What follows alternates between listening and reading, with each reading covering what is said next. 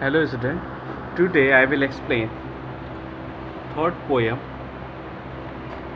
A Tiger in the Zoo, from your first flight textbook, Standard 10.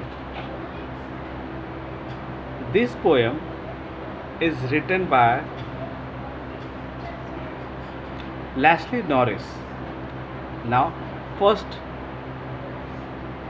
एक बहुत ही beautiful poem है जिसको Lord Leslie Norris ने लिखा है।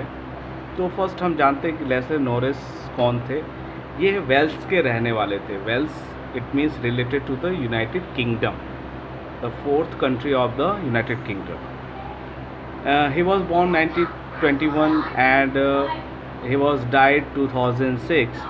His first poem published in 1938 and the collection of books published in 1943. So let's see what is the poem. As you know about the name, a tiger in the zoo. एक tiger है जो जू में है. But what is the natural habitat of the tiger? Is it not a जू, it is a forest area. But what is the condition of the tiger? He just explained in this poem. The poet explained very beautifully the condition of the tiger when he was in a forest and when he was in a cage. So just see that that is the tiger in the zoo. This 5 stanzas poem. Now it is written 4 lines. Let's see what is. Let's see the first stanza. Now the poet has written that कि poet लिखते हैं कि एक ऐसा proud creature tiger जिसको cage में रख दिया गया है. Understand now what is the poet view about the tiger. कि अगर आप किसी प्राउडी पर्सन को पैक कर दो तो उसका कंडीशन क्या होगा. सेम कंडीशन यहाँ पे ऐसा ही वो बता रहे हैं कि what happened with the tiger. Now the first stanza. He stalks in his vivid stripe the few steps on of his cage on pads of velvet quiet in his quiet reach. Now poet explained that कि एक proud creature tiger को cage में रख दिया जाता है और tiger इस जू के केज में गुस्से से बिना कुछ बोले क्वाइटली केज के एक तरफ से दूसरी तरफ मूव करता रहता है. उसका जो रेज है वो शो नहीं करता है. इस स्टेंजा में पोएट टाइगर्स के लुक्स को भी बताते हैं कि टाइगर के बॉडी पे डीप एंड ब्राइट कलर की लाइंस भी है. That is the vivid strips. और वो इसमें शांत है, कुछ भी बोल नहीं रहा है लेकिन बहुत ही गुस्से में है. Now in the second stanza. He should be lurking in shadow sliding through long grasses near the water hole where plum deer pass. अब सेकेंड स्टेंजा में पोएट टाइगर के नेचुरल हैबिटेट के बारे में बताते हैं जब वो फॉरेस्ट में है और प्रे मीन्स शिकार करने की कोशिश करता है. तो क्या करता है कि वह अपने शिकार को कैसे पकड़ेगा. वो कभी भी सीधे अपने शिकार पर अटैक नहीं करता है. वो पेड़ों के शैडो में छिपा रहता है और जिससे उसका शिकार उसे देख न पाए.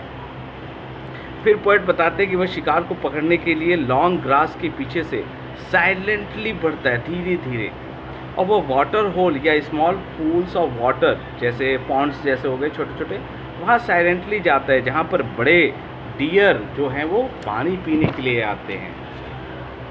Now let's see the third stanza. He should be snarling around houses at the jungle's edge bearing his wide fangs, his claws, terrorizing the village.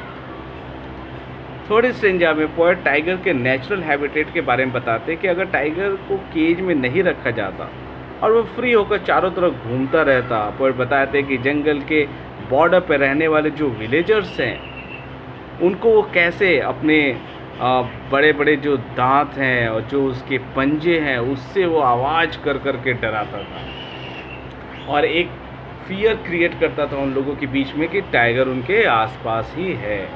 Now let's see the fourth stanza. But he is locked in a concrete cell. his strength behind bars, stalking the length of his cage, ignoring visitors. Now the fourth stanza, poet tigers के cage के condition को बताते हैं. It means कि जो poet है वो कभी टाइगर के नेचुरल हैबिटेट मीन्स फॉरेस्ट के कंडीशन को बताते हैं, कैसे वो फ्रीली मूव करता है, कैसे लोगों को डराता है. लेकिन फिर दूसरे में फिर वो जब टाइगर केज में रहता है, जू में रहता है, कैसे वो वहाँ पे बिहेव करता है, इन दोनों चीज़ों को वो हमेशा बताते रहते हैं अपने पोएम में. तो फोर्थ स्टेंजा में पोएट टाइगर के केज की कंडीशन को बताते हैं कि अनफॉर्चुनेटली जब टाइगर फॉरेस्ट में फ्री नहीं है, वह अब सीमेंट और कंक्रीट के बने जू के केज में बंद है और उसके पावर्स को केज में लॉक कर दिया गया है और वह विजिटर्स को इग्नोर कर रहा है. वो गुस्से में वॉकिंग कर रहा है लेकिन कुछ भी किसी को बोल नहीं पा रहा है.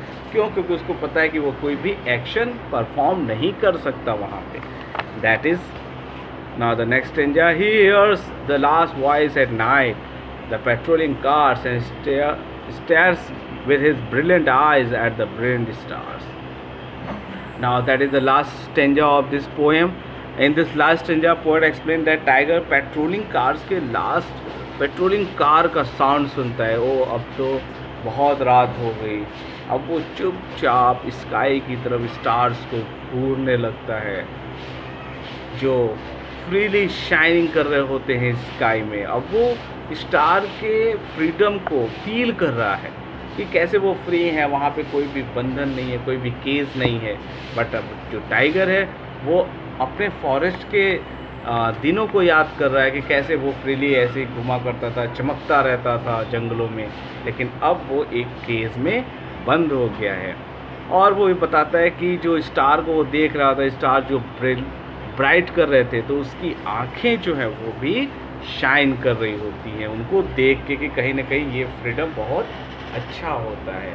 So in this poem the poet Leslie Norris has explain very good idea of the freedom, and student, I hope you understand what is the poem. Okay, thank you.